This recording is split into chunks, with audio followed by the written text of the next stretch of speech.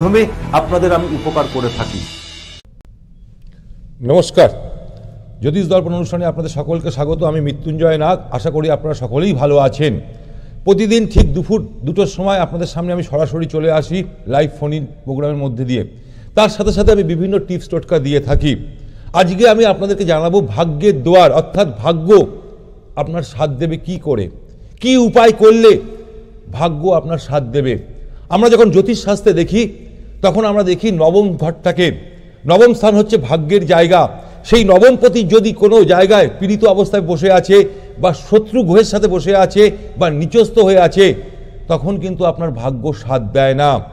বহু চেষ্টা করেন, যে কোনো কাজে আপনি সফলতা পেতে পান না, সফলতা পেতে অবস্ট্রাকশন হয়, বারবার বাধার সৃষ্টি হয়। তাই ছোট্ট একটা উপায় আপনাদেরকে আমি বলবো, এই উপায়টা করুন, দেখুন আপনি বিশাল উপকার পাবেন। দেখুন আপনি ভাবছেন আমার ভাগ্য কি আর সাথ দেবে না, সময় আর কি আমার সাথ দেবে না। দেখুন সময় তো সময়ের ঘড়ি অনুযায়ী, টাইম অনুযায়ী তো চলবে, কিন্তু আপনারা অনেক সময় এসে আমাকে চেম্বারে বলেন আমার কি আর ভাগ্য সাথ দেবে না, বহু পরিশ্রম করছি কিছুতেই কিছু হচ্ছে না। তাই আপনাদের জন্য আমি ছোট্ট একটা উপায় দেবো। শুক্রবার দিন আপনি আপনার আশেপাশে যেখানে পাবেন সেখান থেকে একটা তালা কিনে আনবেন। তালাটা কিনে এনে যখন তালাটা কিনবেন, দোকানদারও যেন চাবিটা না ঘোরায়, আপনিও যেন তালাটাকে না খোলেন, এরকম পরিস্থিতিতে আপনি প্যাকেট অবস্থায় তালাটাকে নিয়ে চলে আসবেন।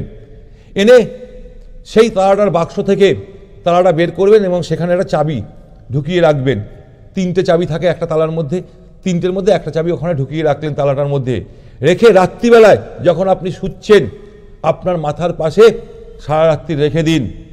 পরের দিন শনিবার, অর্থাৎ শনিবার দিন, শুক্রবার দিন আপনি রাত্রিবেলায় মাথার রাখছেন, আপনার শোয়ার সময় তালাটাকে রাখছেন। শনিবার দিন সকালবেলায় সেই তালাটাকে নিয়ে আপনার আশেপাশে কোনো অশক্ত গাছ যদি থাকে, কোনো দেবী মন্দির থাকে, সেখানটায় আপনি তালাটাকে সেই চাবি শুদ্ধ অবস্থায় রেখে দিয়ে আসবেন। তালাটা কিন্তু ভুলেও খুলবেন না। যে তালাটা যখনই আপনি সেটা দিয়ে আসছেন, কোনো মন্দিরে হোক বা অশক্ত গাছের গোড়ায় হোক দিয়ে আসছেন, যখনই অন্য কেউ গিয়ে যখনই তালাটা খুলবে, তখনই কিন্তু আপনার ভাগ্যের দ্বার খুলে যাবে। তাহলে এই উপায়টা করুন, দেখুন আপনার ভাগ্য সাথ দেবে। আপনি 3 মাস অন্তর অন্তর করতে পারেন এই উপায়টা, 6 মাস অন্তর করতে পারেন, বছরে 2বার করতে পারেন। আপনার সময় অনুযায়ী আপনি এটা করুন, দেখবেন আপনার ভাগ্য সাথ দেবে। যদি আপনার জন্মকুণ্ডলিতে রাহু পীড়িত থাকে, রাহু হচ্ছে কি মায়া গ্রহ, ছায়া এবং পাপ গ্রহ আমরা বলে থাকি। আমাদের যে 9টি গ্রহের মধ্যে রাহু হচ্ছে সব থেকে পীড়িত গ্রহ। ইনস্ট্যান্ট মানুষকে সব কিছু করে দেয়, মানে ইনস্ট্যান্ট মানুষকে ভটকে দিতে পারে। রাহু যাদের জন্মকুণ্ডলিতে এখন বর্তমানে রাহুর দশা, মহাদশা চলছে, দেখবেন প্রথম অবস্থায় প্রচুর পয়সা দিয়ে যায় এই রাহু যখন চলে, কিন্তু যখন রাহুর শেষ, মহাদশার শেষ সময় সব কেড়ে নিয়ে চলে যায়। আবার রাহু খারাপ থাকলে বাড়ির সন্তানদের অবস্থা খুব খারাপ হয়। সেই সব বাড়ির সন্তানরা দেখবেন প্রচণ্ড নেশাগ্রস্ত হয়ে পড়েছে, পড়াশোনা তাদের মন নেই, অমনোযোগী হয়ে পড়েছে, বড়দের সাথে তর্ক করে ফেলছে। এরকম যদি পরিস্থিতিতে আপনার সন্তান থাকে, তাহলে ছোট্ট একটা উপায় বলবো, আপনি সেই উপায়টা করুন। উপায়টা করতে হবে শনিবার দিন। কি করতে হবে? নাগ নাগিন কিনে আনতে হবে। যে কোনো রূপোর দোকানে, সে রূপোরই হোক তামারই হোক, আপনি নাগ নাগিন 2টো সাপ কিনবেন, এটা রূপোর দোকানে পাওয়া যায়। সেটাকে সুরমা অর্থাৎ কাজলের মধ্যে একটা প্লাস্টিকের মধ্যে কাজল ভরে সেটাকে আটকে রাখুন। কিনে কি করবেন? 2টো সেট কিনবেন, 2টো পেয়ার কিনবেন। একটা পেয়ার কি করবেন? শনিবার দিন কোনো শিব মন্দিরে দিয়ে আসুন। আর একটা হচ্ছে যে আপনার সন্তান, যে সন্তান প্রচুর নেশাগ্রস্ত, আসক্ত হয়ে আছে নেশায়, তার পায়ের তলায় এটা দিয়ে রাখুন। দেখুন কিছুদিনের মধ্যে সে বিশাল বড় উপকার পাবে। যদি আপনার ব্যবসা একসময় খুব ভালো চলছিল, বর্তমানে ব্যবসা আপনার ডুবতে বসেছে, চোখের নজরে ব্যবসা আপনার ডুবতে বসেছে। নজরটা খুব বাজে জিনিস, যে কোনো মানুষের নজর খুব খারাপ জিনিস।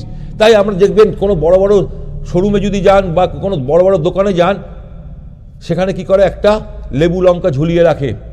ঠিক তেমনি, তা আমি লেবু লঙ্কার ঝুলানোর কথা বলছি না, আমি এটা উপায় বলছি।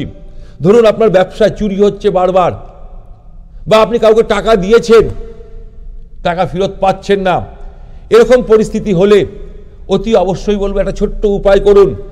দেখুন আপনার ব্যবসা আগের মতন আবার ভালো চলবে। আপনার ব্যবসার জায়গায় চুরি হওয়া বন্ধ হয়ে যাবে।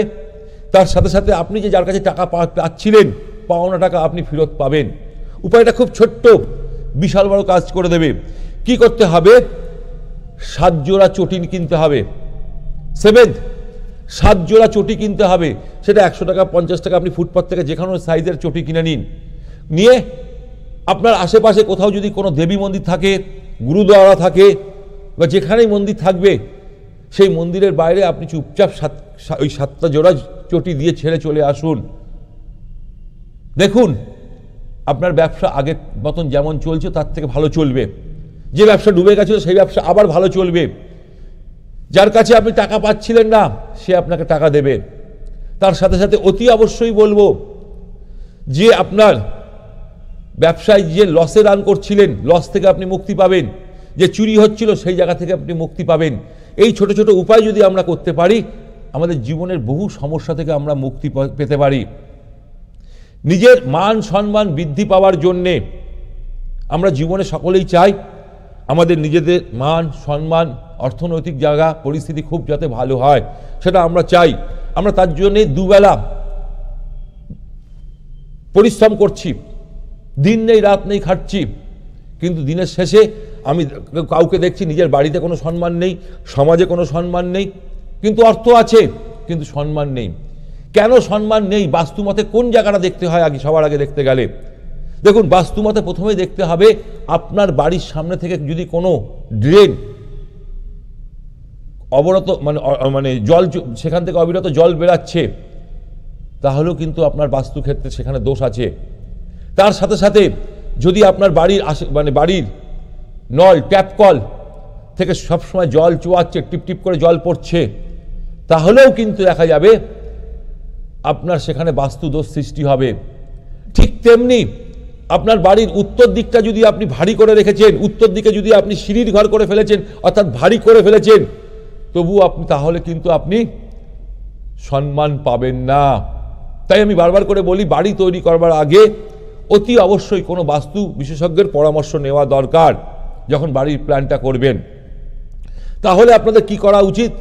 যখনই সেই ড্রেনটাকে কি করবেন, স্ল্যাব দিয়ে পুরো ফুলফিল করে দেবেন।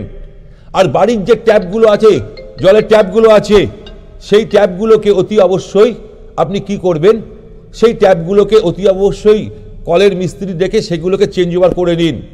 তাহলে কি হবে, আপনার যে মান সম্মান, অর্থনৈতিক পরিস্থিতি খারাপ হয়ে যাচ্ছিল, সেখান থেকে আপনি মুক্তি পাবেন। হ্যাঁ নমস্কার, কে বলছেন? হ্যালো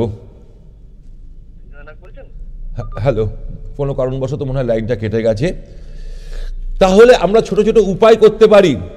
যদি ধরুন আপনার জন্মছকে মঙ্গল, শুক্র এবং শনি যদি পীড়িত থাকে, তাহলে আপনার কিন্তু মান সম্মান বলুন, ভোগ বিলাস বলুন, তার সাথে ভূমি, নিজস্ব বাড়ি থাকবে না। আপনার কাছে অর্থ থাকতে পারে কিন্তু নিজস্ব বাড়ি থাকবে না যদি মঙ্গল পীড়িত থাকে। তাহলে কি উপায় করতে হবে? ছোট্ট ছোট্ট উপায় দেখুন। এই মঙ্গল, শনি এবং শুক্রকে পাওয়ারফুল করবার জন্যে আপনাদেরকে আমি ছোট্ট বলবো উপায়, কাজল দিয়ে করুন। আমি তো বহু উপায় দিয়ে থাকি।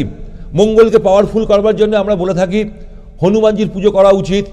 শনিদেবকে পাওয়ারফুল করবার জন্য আমি অতি অবশ্যই বলি হনুমানজির পুজো করা উচিত। তার সাথে সাথে অশক্ত গাছের গোড়ায় গিয়ে সর্ষের তেল বা তিলের তেলের প্রদীপ দিতে বলি তো আপনাদেরকে, আপনারা সেটা করছেন এবং অনেক উপকার পাচ্ছেন। তার সাথে সাথে যদি মনে করছেন আপনি এই উপায়গুলো করছেন কিন্তু এখনও সেই রেজাল্ট পাননি, আপনার মনের মতন রেজাল্ট পাননি, তাহলে বলবো এই উপায়টা করুন। কারণ আমাদের জন্মকুণ্ডলিতে কালপুরুষ রাশিচক্রের 10ম রাশি এবং একাদশ রাশি হচ্ছে কি শনির রাশি, অর্থাৎ মকর এবং কুম্ভ রাশির এর অধিপতি গ্রহ হচ্ছে শনিদেব। শনিদেব যদি পীড়িত থাকে, আপনার কর্মস্থান স্টেবিলিটি থাকবে না। কর্মস্থানের 2 বছর 3 বছর অন্তর অন্তর পরিবর্তন করতে হবে। এক জায়গায় আপনার ভাল লাগবে না কর্মস্থানে। তাই আপনার কর্মস্থানটাকে স্টেবিলিটি আনার জন্যেই আমি এই উপায়টা বলবো। ছোট ছোট উপায় বিশাল বড় কাজ করে দেবে। আপনারা জানেন নিশ্চয়ই আজকাল এই মঙ্গলকে পাওয়ারফুল করবার জন্যে হনুমান চল্লিশা অতি অবশ্যই পড়বেন। তার সাথে সাথে আরেকটা উপায় বলছি, সাদা কাজল। যে কোনো আপনি বিউটিশিয়ান দোকানে গিয়ে যেখানে বিক্রি হয় যেখানে স্টেশনারি দোকানে সব মেয়েদের আইটেম বিক্রি হয়, সেখানে গিয়ে সাদা কাজল খুঁজবেন। সেই কাজলটা যদি আপনি মঙ্গলবার করে চোখে লাগাতে পারেন একটু করে, তাহলে কিন্তু আপনার জন্মকুণ্ডলিতে মঙ্গল কিন্তু খুব পাওয়ারফুল হয়। যে নেগেটিভ এনার্জি দিচ্ছিল সেখান থেকে পজিটিভ এনার্জি দেবে। ঠিক তেমনি যদি আপনার জন্মকুণ্ডলিতে শনি গ্রহ পীড়িত থাকে, তাহলে আপনি কি করবেন? শনিকে পাওয়ারফুল করবার জন্য অতি অবশ্যই বলবো হনুমান চল্লিশা পাঠ করুন। তার সাথে সাথে অতি অবশ্যই বলবো অশক্ত গাছের গোড়ায় গিয়ে সর্ষের তেল বা তিলের তেলের প্রদীপ জ্বালান।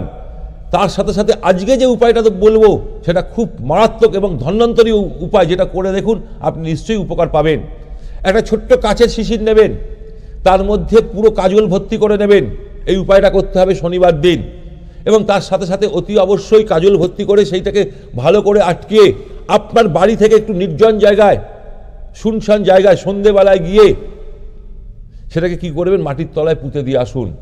যদি আপনার জন্মকুণ্ডলিতে শনি পীড়িত থাকে, শনির কথা শুনলে আমরা ভয়ে আটকে উঠি, নেভার। সে হচ্ছে কর্মের দেবতা, ন্যায়ের দেবতা শনিদেব। আপনি যেমন কর্ম করবেন তেমনই কিন্তু ফল পাবেন। তাহলে শনিকে আপনার জন্মকুণ্ডলিতে পাওয়ারফুল করবার জন্যে যে উপায়টা আমি বললাম, কি করতে হবে? কালো কাজল। আমি আগেরটা বললাম মঙ্গলের জন্য সাদা কাজল, আর এটা হচ্ছে কালো কাজল। নিশ্চয়ই কাজল হচ্ছে কালোই হয়, আপনারা নিশ্চয়ই জানেন। তা কালো কাজলকে একটা শিশির মধ্যে ভরে আপনার বাড়ি থেকে নির্জন একটা জায়গায় গিয়ে পুঁতে দিয়ে আসুন। দেখুন আপনার জন্মকুণ্ডলিতে অতি অবশ্যই পাওয়ারফুল হয়ে যাবে কে? শনিদেব। ঠিক তেমনি শুক্র গ্রহকে পাওয়ারফুল করবার জন্যে কি করতে হবে? শুক্র গ্রহকে পাওয়ারফুল করবার জন্য অতি অবশ্যই আমরা বারবার করে বলি শুক্রের বীজ মন্ত্র পাঠ করা উচিত। তারপরে অতি অবশ্যই বলি আমরা পূর্ণিমার দিন বাড়িতে নারায়ণ পুজো দেওয়ার জন্য বলি। ঠিক তেমনি আপনাদের একটা ছোট্ট উপায় বলছি, শুক্রবার দিন 5 গ্রাম কালো কাজল নেবেন, নিয়ে আপনার আশেপাশে কোনো দেবী মন্দিরে গিয়ে দান করে আসুন এবং 11টা সপ্তাহ করুন। দেখুন আপনার জন্মকুণ্ডলিতে শুক্র খুব পাওয়ারফুল হবে। শুক্র যখনই যার জন্মকুণ্ডলিতে পাওয়ারফুল হয়, সে জীবনে বিশাল বিশাল বড় জায়গায় চলে যায়। তার নাম, সম্মান, ইকোনমিক্যাল জায়গা, অর্থনৈতিক জায়গা, পরিস্থিতি অনেক বেশি গুণ বৃদ্ধি পায়। তাই কেন করবেন না আপনি এই উপায়গুলো? রত্ন তো অনেক আছে, তার কস্টলি অনেক দাম, প্রচুর দাম। তাই রত্ন ধারণ করবেন ঠিকই, তার সাথে সাথে যে উপায়গুলো আমি বললাম এইগুলো যদি করতে পারেন, তাহলে কিন্তু আপনার জীবনে জন্মকুণ্ডলিতে মঙ্গল, শনি এবং শুক্র গ্রহ খুব পাওয়ারফুল হয়। এবার আমি আপনাদেরকে একটা অ্যানাউন্সমেন্ট করব। আমার একটা ইউটিউব চ্যানেল আছে, JYOTISH জ্যোতিষ মৃত্যুঞ্জয় নাগ, JYOTISH জ্যোতিষ মৃত্যুঞ্জয় নাগ। যারা আমার আজকে চ্যানেলটা দেখছেন নতুন শ্রোতা, তাদেরকে বলবো আমার এই ইউটিউব চ্যানেলটাকে সাবস্ক্রাইব করুন, বেল আইকন প্রেস করুন। তার সাথে সাথে আপনার বন্ধু বান্ধব, আত্মীয় স্বজনকেও শেয়ার করুন। স্বপ্ন আমরা সকলেই দেখতে ভালোবাসি। স্বপ্ন কি আপনার বাস্তবায়িত হচ্ছে? সবাই চায় আমার একটা নিজস্ব বাড়ি, গাড়ি, ফ্যামিলি, যেন সবাই সুখে শান্তিতে থাকে, এটা সবাই চায়। তাহলে আপনার সেই স্বপ্ন কি বাস্তবে পরিণত হচ্ছে? বা আপনি যে কোনো বিষয়, প্রতিটা মানুষের সমস্যা আলাদা আলাদা, প্রতিটা মানুষের স্বপ্নও কিন্তু আলাদা আলাদা, তার সমাধান আলাদা আলাদা, এটাও মানতে হবে। কিন্তু আপনার স্বপ্নকে যদি বাস্তবে রূপান্তরিত করতে চান, ছোট্ট একটা উপায় বলবো। এই উপায়টা করতে হবে সোমবার দিন। কি করতে হবে?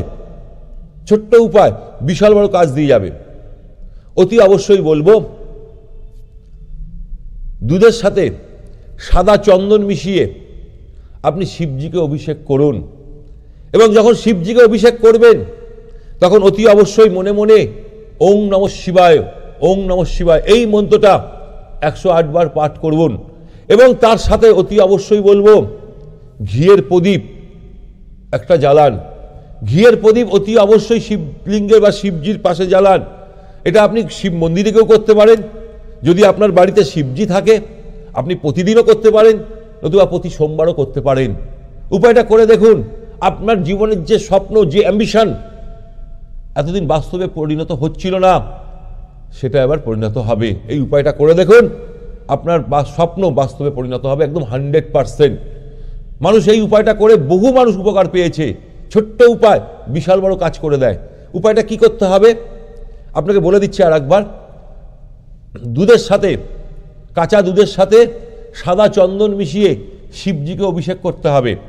ঠিক তার সামনে ওম নমঃ শিবায় এই মন্ত্রটা পাঠ করবেন এবং তার সাথে সাথে অতি অবশ্যই ঘিয়ের প্রদীপ জ্বালাবেন। এটা আপনি প্রতিনিয়ত করতে পারেন, প্রতিদিন করতে পারেন, নতুবা প্রতি সোমবার করেও করতে পারেন।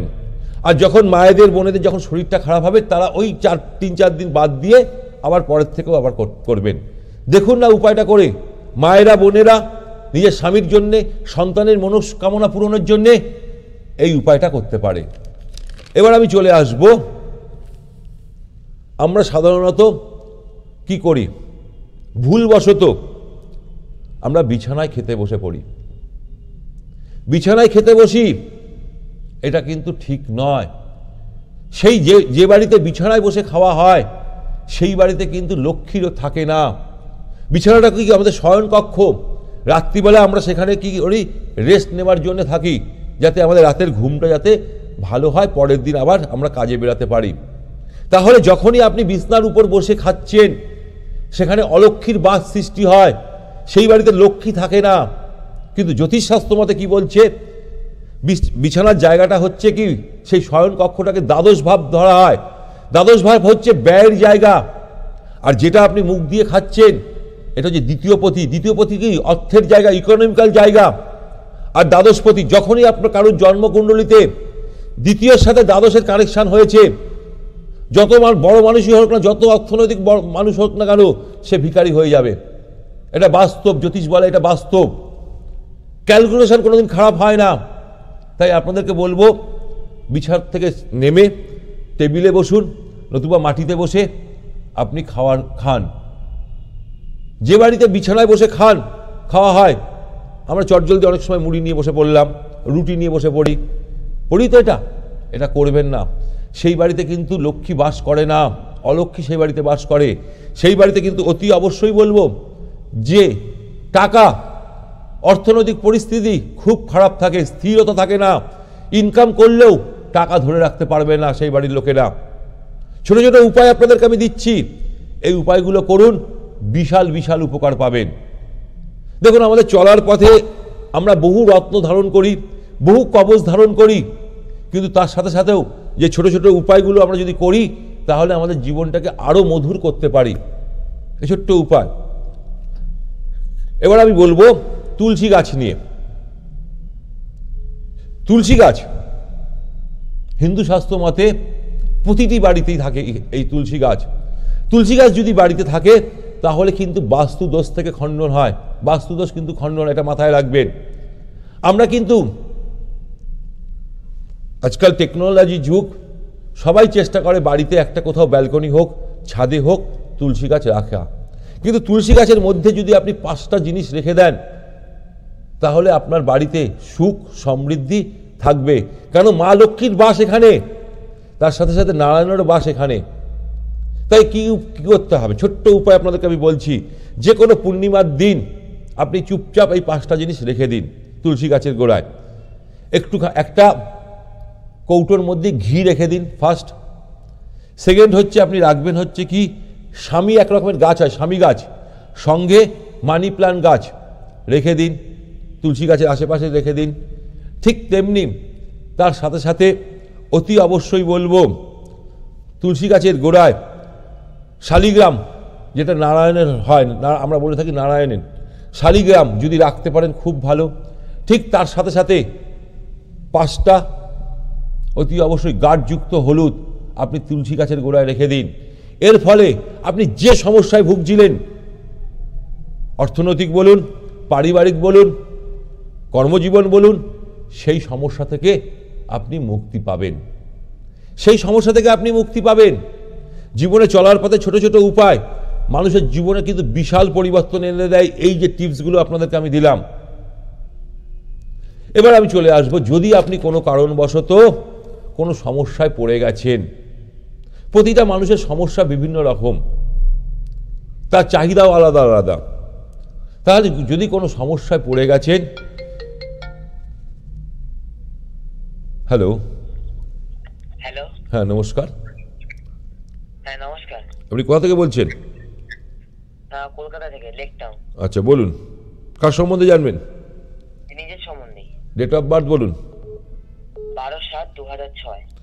12/7/2006। টাইম বলুন। দুপুর 3:50।